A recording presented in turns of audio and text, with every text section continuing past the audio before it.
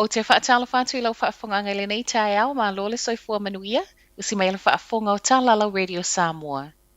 Na vave tāpunia le carnival I kalai estete, I le mai a mamau wai o le tamaititi I le aso wharaile.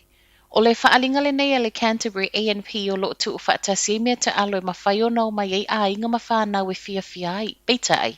Na tua le angai na ua whaina I le tamaititi fitu tausanga lo na matua. Ese mai le ride po le wili whaata amilo lea sa mamau wai le ua afia. E iei fo I leisi ride na vave tāpunia, o na iei le wili na pa u ese I le aso lava lea, ma e whaapea e tasi lava le e ana uma rides na ie lua. Ua whaanga solo so e soenga, ma o se tala whaanua noa le ngata le City Council a kalai estete, le ana tu whaatasia le carnival o le nei ese ta wha solo atu le Anzac a loma nei. A o le toa telo pisinisi ese lea whaato ato e maua leo le avanua mo nei whaalinga, talu mai ona tau fia ona o le COVID. O lo o whaia so e so engel mata upu na whana I leo le ali I New Plymouth I le pō le aso to nai.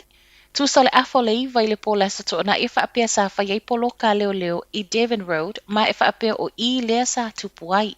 E le o tele se tala tu ina mai I le taimine I le mafuanga na whana I leo ai I ripoti.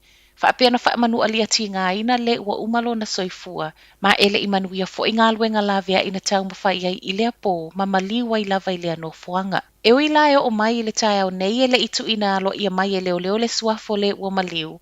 I lungo le social media ua whaelo e nisi o ana whaawo o Chaos Prize. Mai le ofiso lea ua whaasolo so esu enga ilo na tino maliu, whaape ma so esu enga al pōlenga tuto o tasi al Independent Police Conduct Authority.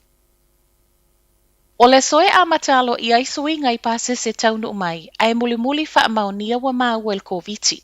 Mai matanga luenga le soifua malolo I nana nafi. O pase se taunu umai fafo, ai maa el COVID tutono le fitu aso talu o na umai. O le a reportia I lato nei o border cases, po o cases wa maa tua oi. Ai mo I lato e whaato a maa tua ato le fitu aso, o le ata uo community cases. I se vaenga reporti o COVID o wha manatu le eseta o le nei tausanga. Reporti o COVID ana nafi 5 afe iwa se lau tolu cases I le community, ma tangata mali liu wha upopo o no le wha amai e toa se fulu. 5 se lau tolu se fulu fitu I lato o lo tau fia le whale mai o no le virusi, e au fia le 2 se fulu o lo I potu ti ngā ina. I cases na wha amawina I le aso whareile ma le aso to onai, se fulu tolu afe ono se lau tolu se fulu ono. Ma le tolu se fulu, tangata mali liu wha au popo. O leo wha inga wai nei tangata kiwi mali liu ono le COVID, wa 5 se lau valu se fulu ono. Ua iei le app wa tu whaantasia e fesoa soani I tangata whaatau. O le Crozer.nz o le ingoa leo le app fo wa whai e whaawhai ngofiona sa ilia, ma whaatusa tau o loa mai loa I le whale o loa e anga I iai mo whaataunga.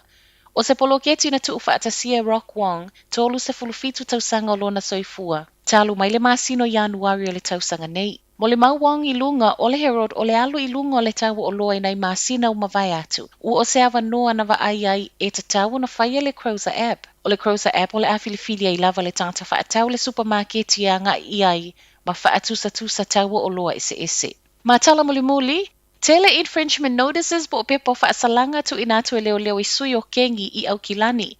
A o whaamanatu le eseta, ta ua mai le pisi o leo I lungo awala, ma ele ngato infringement notices, ai whaapele maa ua nisi wa soli saolo o tapuai, ma lungo le awala. O se tasi o whaatasingan a waiele silia ma le lua se lawa sui o kengi a o iai aso malo lo le eseta, o lea sa mata I tuina le ofisa o na o le toatelo I lato, e ave ta avale sawa ma e le saunga le mulea mo le toatele. Whaamautino mai ei fo ele ofisa o le a whaawau peona iai lungo awala yaso o tutoe o le eseta, ma ua toe sauai ma le whaamanatu ia I lato o le o whewa I lungo awala, tautua nā le saunga le muele ngata mo I lato, a o isi ta avale o lo o whewa ai. Whaiwa toi talafo o le nei tae au, manuia le nei aso. Whaimalolonga I le lava ho tau ma le